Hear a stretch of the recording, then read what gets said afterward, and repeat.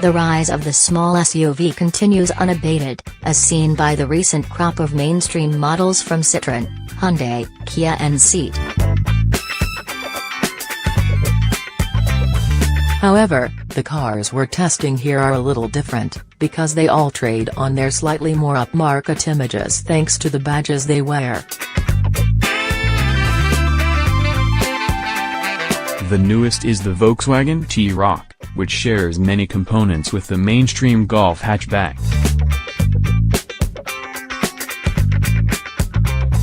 Still, VW's more premium image means the T-Roc has to face some stiff competition in the form of the Audi Q2 and Mini Countryman crossovers here. All three are powered by downsized 3-cylinder turbocharged petrol engines, as is rapidly becoming the norm for cars like this in order to boost economy as diesel continues to attract bad press. Yet these super mini-based SUVs will have to do more than just slash your running costs. They need to offer comfort, cutting-edge tech, practicality and performance, all at an affordable price. So which carves out a clear win in this rapidly growing sector?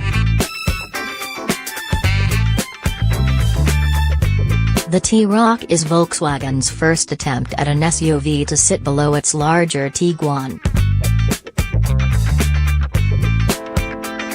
With sharp, typically VW styling, decent practicality and an efficient 1.0-liter TSI petrol turbo engine, in 21,125 pounds design trim we're testing here, is it a contender?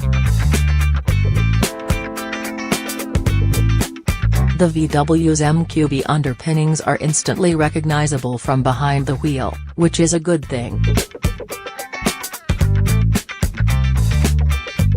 The car rides well, steers sweetly, offers plenty of grip for an SUV, and real composure from the chassis, plus a good level of refinement. It's still not as good to drive as the Mini, though.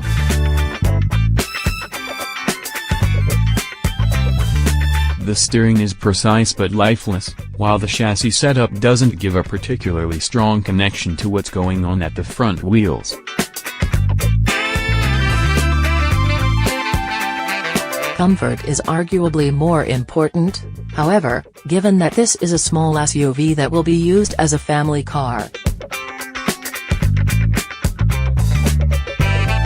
Here, the VW scores well. You don't really need to spend the extra on adaptive dampers because the standard setup on our car's 17-inch wheels is composed and compliant over most roads. As bumps become more severe, intrusions are felt more sharply, but it's still never horrendously harsh. This refinement extends to the powertrain, because the 113 bhp 1.0-liter turbo pulls smoothly with little in the way of audible histrionics. It was the slowest car of the three on test from 0 to 60 miles per hour, taking 10.4 seconds, but this was only half a second behind the Audi and 6/10 down on the Mini, so is more than acceptable. It made up for this deficit with comparable in-gear performance. Between 50 and 70 miles per hour in fifth, it was 1 second faster than the more powerful Mini, taking 9.0 seconds, just 1/10 slower than the Audi, plus it matched the Q2 in the lower gears and was able to extend its advantage over the Countryman. While it's punchy, it's definitely neither as alert nor as responsive as the Mini, and the Audi feels slightly sharper too. Nevertheless, the VW's blend of unobtrusive performance, comfort and refinement ensures it nails the brief for this class of car. Audi's quest to pursue as many SUV markets as possible was bolstered by the Q2. It's a compact crossover that's at its best when fitted with the firm's 1.0-liter TFSI petrol turbo engine, which is the model we're testing here. In SE trim, our images show a mid-spec Sport. It costs from £21,660. The Audi pretty much matched the VW for performance at the track, although the newer T-Roc's tighter engine had only a few hundred miles on the clock, which may partly explain the half-second 0 to 60 miles per hour deficit.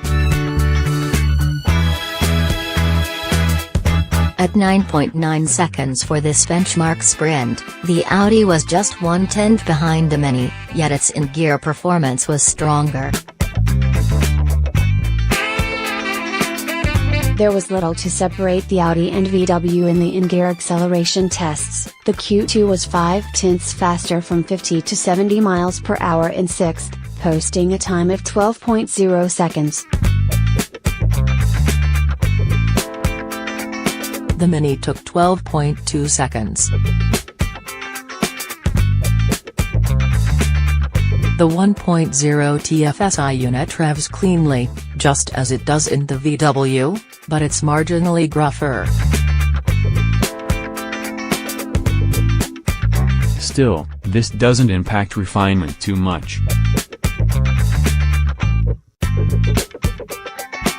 With dynamic suspension as standard, the Audi feels slightly sharper than the VW, but the steering has a similar level of precision, as well as a similar shortage of feel through the wheel rim. The damping feels tauter and the body control more rigid, which means that while the level of comfort on the motorway or over broken surfaces might not be quite as good as in the VW, it trails only slightly. You gain some composure when driving faster. It's still neither as involving nor as fun as the Mini, but the Audi treads a nice line between comfort and performance, only a little more focused on the latter. The VW errs towards the former.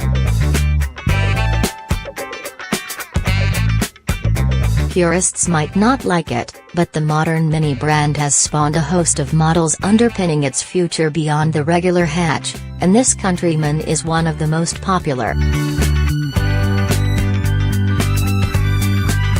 It's a great compact SUV that, in entry-level £23,035 Cooper guys, will give the VW a challenge. The extra 500cc under the bonnet means more power and torque, at 134 bhp and 220 Nm respectively. Yet the larger, heavier 1,365 kg Countryman was unable to translate this into an overall performance advantage. It's by no means slow, and delivers decent speed plus a likable gruff thrum. At our track it covered 0 to 60 miles per hour in 9.8 seconds, making it the fastest model over this test, but it trailed the other cars for in-gear flexibility. Between 30 and 50 miles per hour in third it was around a second slower than both rivals, while this deficit was roughly the same from 50 to 70 miles per hour in fifth. But if you work the 6-speed manual box from 30 to 70 miles per hour, the Mini matches the Q2, taking 9.4 seconds. On the road, the Countryman's strongest point is its involving handling.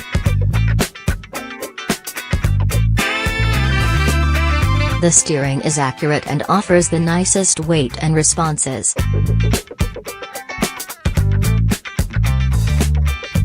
The suspension setup is also firmer, so at lower speed the Mini might be less forgiving, but as you start to move faster the plush damping has a lovely ability to smother the initial harshness of cracks and crevices in the road surface.